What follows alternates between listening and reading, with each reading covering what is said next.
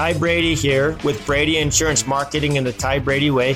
As a successful entrepreneur myself, I'm passionate in helping other entrepreneurs do the same as they rise from rags to riches and get inspired each week on the stories they tell here at the Ty Brady Way.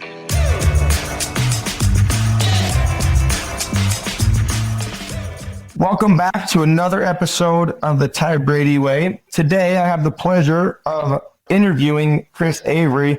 And, I do a little research and read up on, people and what they do and where they've come from. But with that being said, Chris, welcome to the show. Thanks. I'm excited to be here. Thanks, Ty. So I think I told you a little bit about why I do the show, but now we got to figure out why you do the show and what you do. So tell me a little bit about your backstory and, where you're at and kind of how you evolved to what you're doing now, Chris. Yeah, it's been a crazy journey. It's something I never thought I'd be doing for sure. Never would have imagined it. Never had it as a dream as a kid, but somehow it's manifested itself and come to fruition. So, I'll give you just a quick rundown. Originally from Phoenix, Arizona, my family was great, wonderful family, and got divorced when I was younger though. And that really just led me down some dark paths in my past. Got connected to drugs and alcohol, and then had to dig my way out. 17 years of use, had to find my way through that journey and through the darkness. And when I did, amazing light came from it. Got to meet amazing people, got to learn so much about myself, and got to get close enough to people where they taught me how to transform my life, how to transform my mind, how to transform the way I viewed myself. And I found God along the way. And luckily at that time, I also found a young lady. And we're married. We have a couple little kids now. One's 4, one's 1. And so I hated running. And I ran 5 times in 20 years. I hated it so much. And then she was running marathons, and she thought it'd be nice to include me in her first one. I said, no way, not for me, not going to ever happen. Don't ask again. And then then we got married, and she was going to run her last marathon, and all of her friends that were going to run it with her, of course, call her about a month ahead of time and say, hey, we're not going to make it. We didn't train enough. And luckily I had known myself well enough and wanted to see what I was really capable of mentally. And so that day I decided to be a good teammate. Instead of telling her no, I said, hey, I want you to run your last marathon. I don't want you to drop out. I'm going to run it with you. I just want to see if I could do it with no training.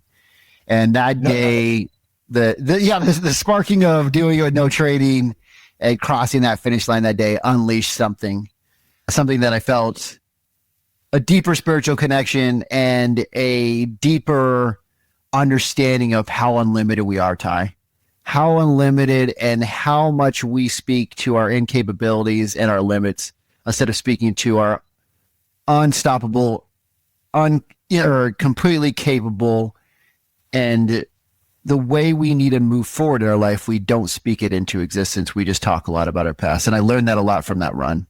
Fast forward to, we did the marathon, and then we did a few other run things, and I was still hating running. But on January of 2022, I woke up and just thought, man, I got to do something bigger. We got to do something that's going to impact more people, to show more people that they can bust through the fear and live with faith. And so we decided at that day, we'd start running every day for 5 years. And we had a full 6-year plan put together, but 5 years I would run straight every day, and then we would take off on our bigger run. And, I can share more about that right now. I can share more about it later as we go, but that's really what's been the catalyst and catapulted us to over 1,400 days of running and setting the tenacious goal to run the perimeter of America in 2027. I just love this show because I get to interview people from all walks of life. I mean, one of the shows I interviewed an potential Olympic athlete, and she went through her story and the rise and fall and what she dealt with. And, I'm interviewing you as a marathon runner.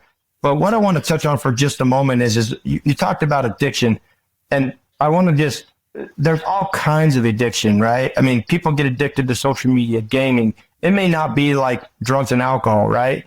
But I like to always say it becomes an addiction when it controls you. So you said, how did you even come to get out of that? Because we're a part of our environment, right? And the environment we live in, but yet it's still a part of us. But how did you dig out of that mess? Yeah, I'm one of the unique and lucky ones, I'll say. I never went to treatment. Mine was drugs and alcohol and pornography. But luckily I literally met some good people, and they had, like, we all have those dreams and those vision of who we'll be when we're kids.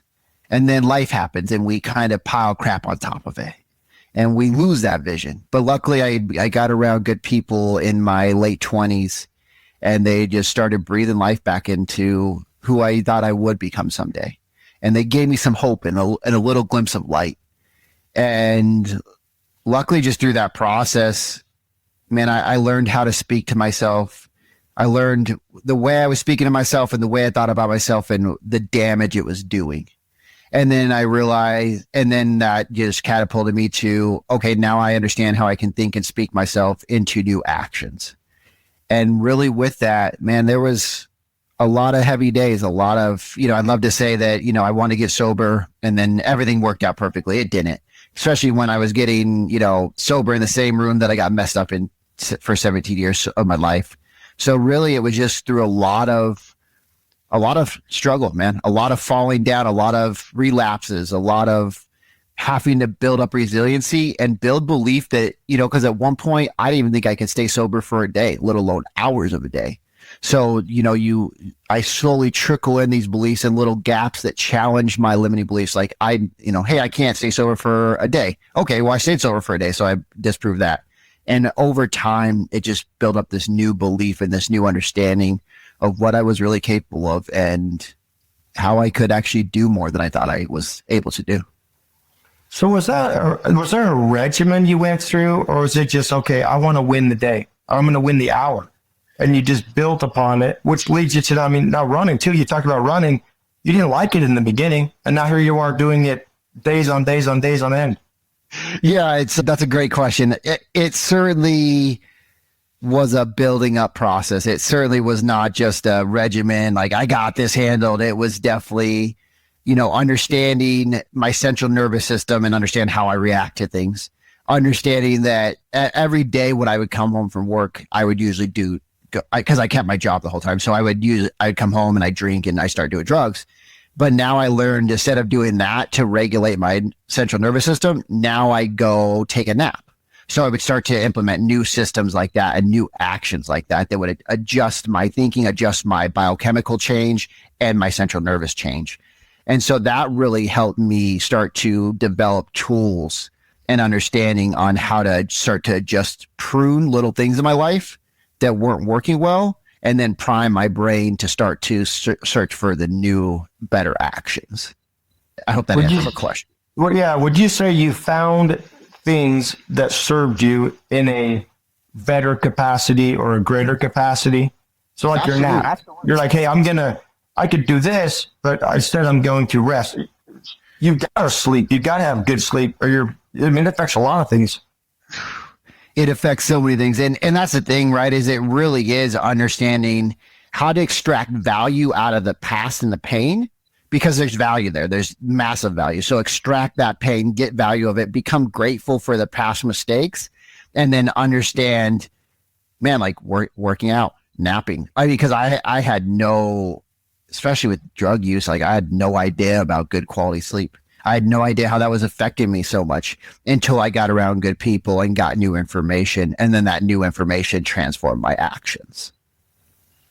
Are there things to this day that you still tell yourself? Oh, every day. Absolutely. Every day. Sometimes they're more positive than others, but I work on the way I speak to myself on a daily basis. I always like to tell my kids and my wife, I'm like, hey, I just want to be able to lay my head down on my pillow at night, knowing that I didn't do anything malicious or ill will. Mm-hmm. And when I get those negative thoughts, because we all do, and for instance, like, hey, I don't want to go out and shovel the driveway. And I'm like, okay, if I'm fighting that and it's more than once, then I know I got to do it. But usually it's like, go do the driveway. I just go do it. It's so much simpler to me than to go out and fight that thing in my head saying, go do the driveway. 20 minutes later, go do the driveway, right? That procrastination that you don't want to do. I mean, I don't think I want to do the driveway today, and that's going to be pleasurable to me. No, I like the air. I like being outside, but that's the last thing I want to do is shuffle the driveway. Yeah. Yeah. And the crazy part is that going back to even what you're saying is like, so for me, and for most of us, we spend so much time thinking about these things we should do, or we're arguing with ourselves if we're going to do them because we don't really want to do them. And so many men that I coach come in and they're like, man, I just don't have the energy, I think, to take on this next thing. And the truth is we're carrying around so much weight from the things we should do, the things we want to do, the things we're not doing, but it's still playing in the back of our mind, that our brain is just constantly taking energy from us. So the more times we get out, and as you said, if you just go do it, you get energy from it. But most of us sit there and sit on our butts for so long without action that thought process drains us, opposed to when we actually get out there and do it, it refills that energy. And I think that's such a profound thing to understand, because most of us are not being great stewards of our energy. And we could certainly, if we understood like, hey, let me just go do it and I'll get more energy, that I think more of us would do it. But we think like, man, it's going to take so much energy from us. But really your thought process is what's stealing the energy. It's mentally draining. I think you're arguing within yourself over something that would take 10 or 15 minutes. And then when you've accomplished it, you see, like back in, we talked a little about construction before the show. I miss those days of building people's houses from the ground up. And now I sell someone a piece of paper, but when crap hits the fan, they're going to be protected. It's not the same as visually seeing that progress, right? And over time, I know it's good. They're both good, but it's that visual stimulation that I don't get from, selling someone a piece of paper when crap hits the fan. Yeah, absolutely. So you evolved from, fighting through addiction, and then on a whim, I'd say a whim, and that you're like, hey, I'm just going to do it with you. So at what point did you take running and then be like, it became a part of you where now you have passion and purpose? Because it wasn't there in the beginning, right? Absolutely. So first I want to say that I love that you said I on a whim, and looking back on my stories that have been the most impactful, the most growth oriented, and has been the thing that has given me more purpose and fulfilling are the things that I say yes to quickly.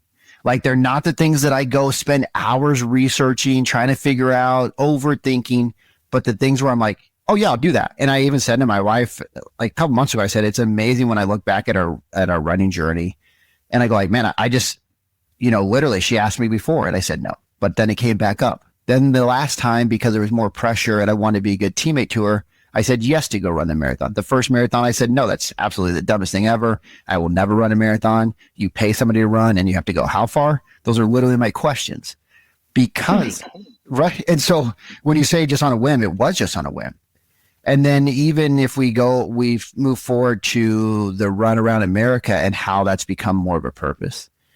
So, really, when I started the run thing, so after the marathon, we then ran a 50-miler and I did some training for the 50-miler. So, and I looked back at my training when I was getting ready to start the run and the 1,400 days of running that I've been doing now. In 2022, I started that. So when I started that, I looked back at my 50-mile and went like, oh man, I've never run for more than 4 days. So let me see what I'm capable of. Let me see if I can run 4 days. And let me see if I can run 7 days straight is what I said. So I started really, really stupidly small with a mile because I knew I could finish a mile any day, every day if I really needed to. And so that started to build out a new way of me thinking about myself. So I went 7 days, then 90 days, then every 90 days I'd go up a mile. And right now we're running 17 miles a day. Wow. And with that being said, I want to go back and answer your question, like where did the purpose and where did the passion come from it? And I'll say the passion comes from more of my identity. I love doing something unique. I love doing something that people tell me I can't. And I love doing something that most people go like, man, that's crazy. I never could.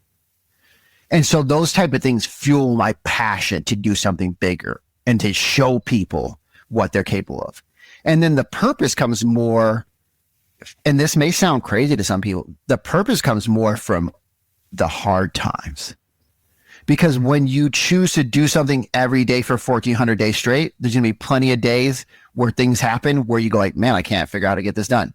When my son was born, right? Like my wife went into labor. He's almost a year old, but she went into labor and she was almost in labor for 24 hours.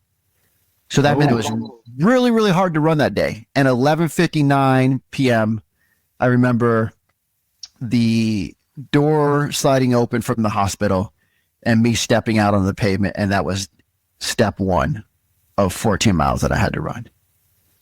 And so those type of painful things build in purpose because it gives you a different view of yourself.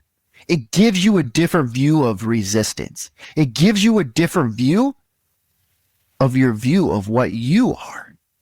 And those type of things drive my purpose.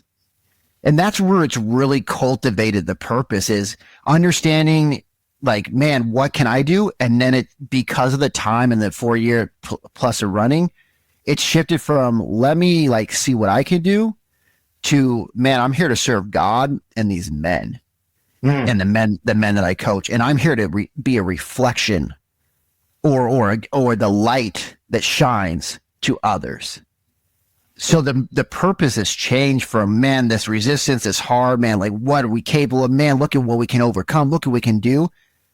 To, man, how can this do for others? How can you make a bigger impact? Yeah. Wow.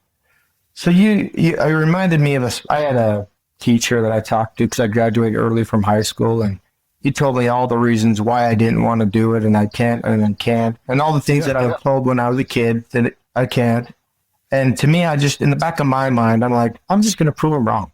And I was just, I'm going to fight through. But you evolved to running, and now you're developed coaching other men to do the same. What would you say that, as a man, I'm a man as well, what is like when you're sitting out talking to somebody, for me, it's hard to comprehend why they're in the situation they're in. Does that make sense? They don't, yeah. I'm like, because for me, I'm just like, when I can't, I just do it anyway.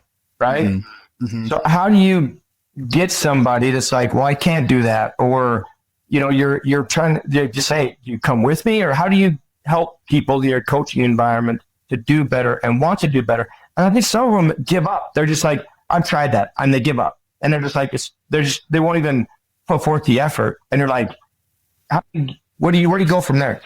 Yeah, those are great questions, and great, like, just different things that people do say. Mm-hmm. Man, I think it goes like this, Ty. I think everybody is uniquely different. Yeah, we're all having the same human experience. We all have emotions. We all have ups and downs. We all have struggles. They may look different. Your struggle may be different than my struggle, but we're all having them.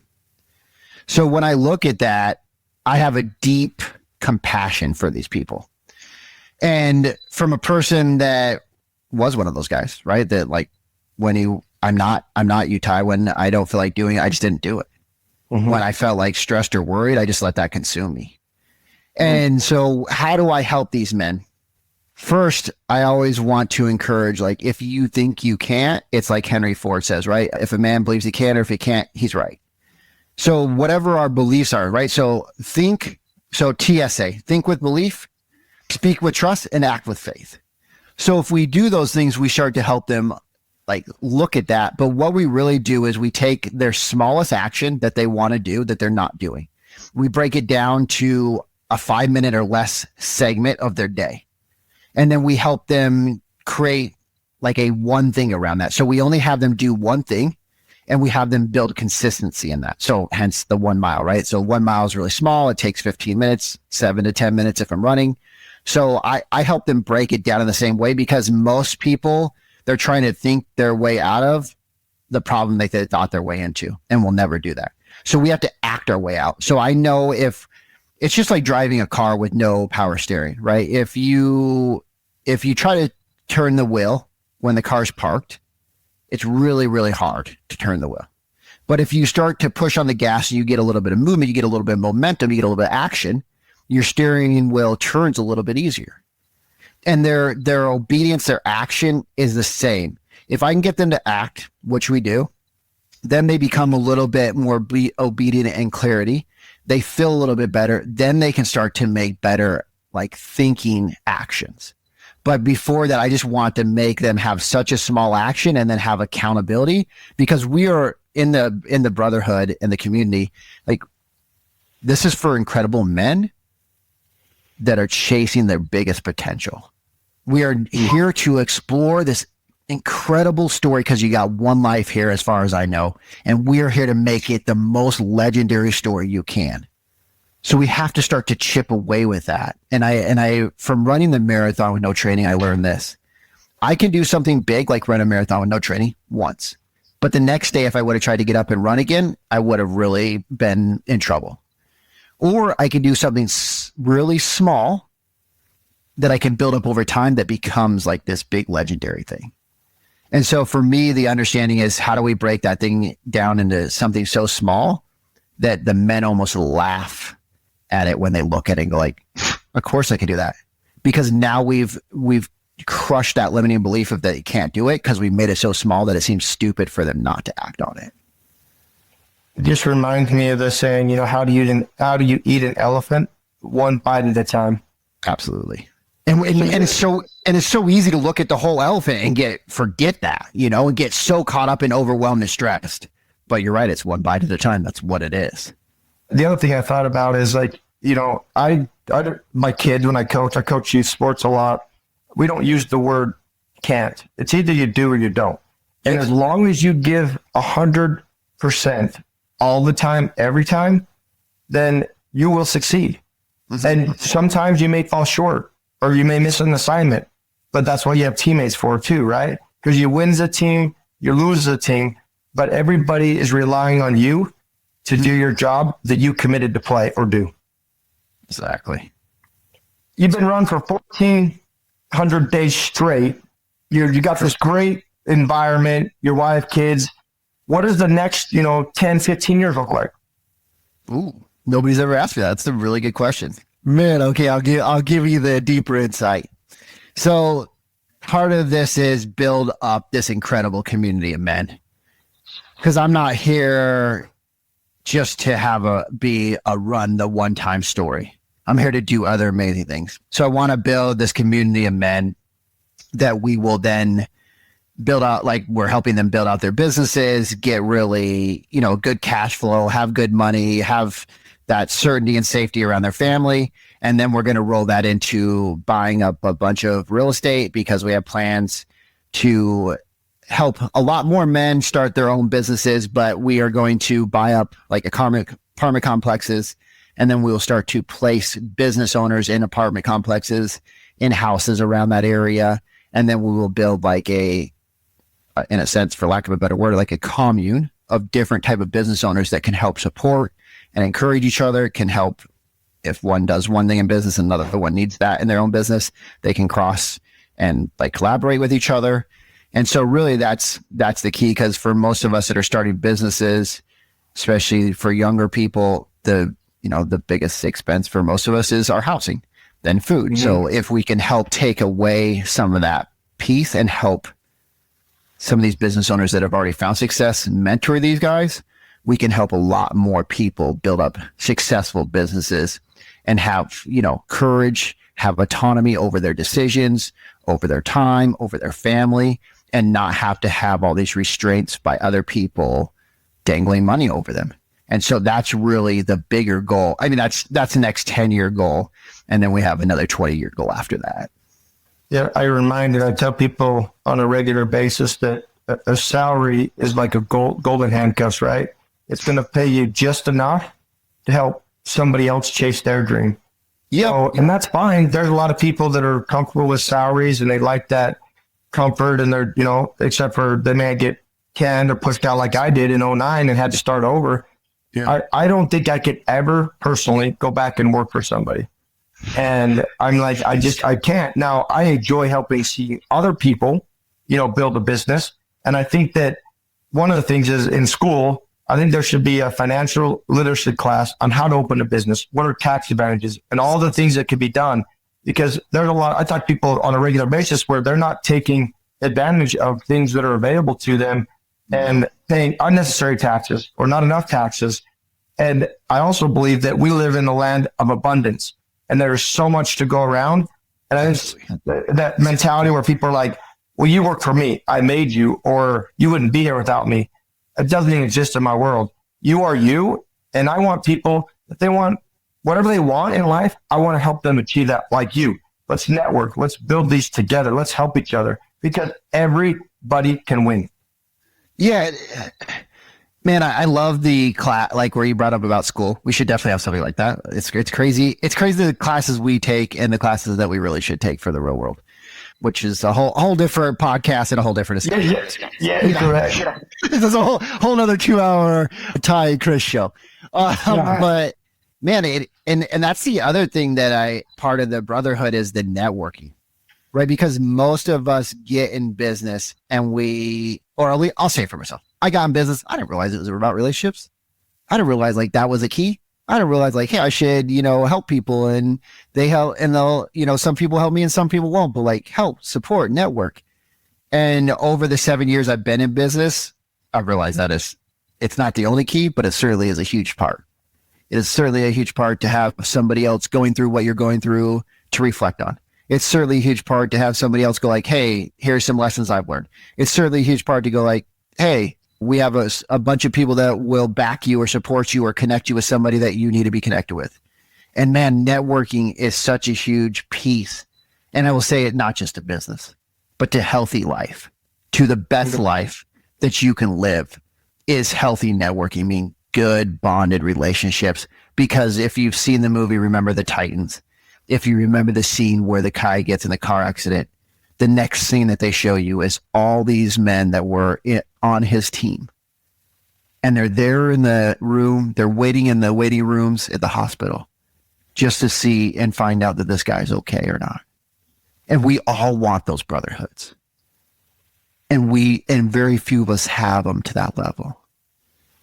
And so I want to build out that brotherhood, that connection that doesn't just last for a minute, doesn't just last for like a year, but lasts for a lifetime. Because that's what we need to have our best lives. Wow. What would be some of your last thoughts you'd like to share? Yeah, I'll say this. Like one of my favorite quotes that I always quote to people is Michelangelo got interviewed, and he's the guy that carved David out of the marble. And they're asking him after he did it, they said, like, how did you carve David? And he said, oh, I didn't carve David. And they're like, what do you mean? Of course you carved him. That's how he's standing up there. And he said, no, I just chipped away every piece that wasn't him. And I just want to encourage everybody. You're carrying a lot of like, I'm not capables around. You're carrying a lot of like, I'm limited to this.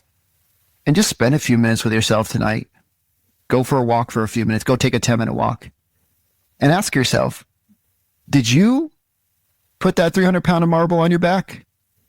Did somebody else give it to you and you accepted it? You just been carrying it around? Because the truth of the matter is, we're all that David inside the marble. And it's not about doing more. It's about aligning with what we should do and doing the specific things that are meant for us. We're not lazy. We're out of alignment. So if we know that, that means we have to understand who we are, what we're really here for, and then to get into action as quickly as possible to move in that direction. Wow. Chris, I appreciate being on the show today. As always. Go ahead. I just want to say this, Ty, thank you for your time, man. It's been really fun. And I've enjoyed just as much the podcast as getting to know you before the podcast. So I look forward to where we actually meet in person, shake each other's hands, and see each other eye to eye. There's such a, I'm like reflecting. And after I do the show, I think some of the conversations I have after the show, or somebody that reaches out in the grocery store or reaches out over text or email, and they're like, hey, I really enjoyed the show. And those usually one or two little blurbs are like, that's what I needed that day. And like, the show's here for everybody to listen to get inspired, know that they're not alone. And one of the takeaways is just act. 10 minutes a day, a minute a day. How do you eat that elephant? One bite at a time. You refer to it as the marble on your back and chipping away at it. Because at the end of the day, you can have a beautiful masterpiece, and that's you. Well, as always, share, like, and subscribe. Thank you for listening to another episode of the Ty Brady Way. As always, share, like, and subscribe. Go to Instagram at ty.r.brady. And as always, love hearing from you. And let me know what you want to learn on the show or what you'd like me to bring up on the show. Thanks. You can find the Ty Brady Way on Instagram as well as Facebook. To stay connected with giveaways and Ty himself, go ahead and follow at ty.r.brady on Instagram as well as Facebook. This podcast was recorded, edited, and produced by Whitney Faith Media Marketing. The theme music is an excerpt from Hot Chicken of the Woods by Isaac Joel.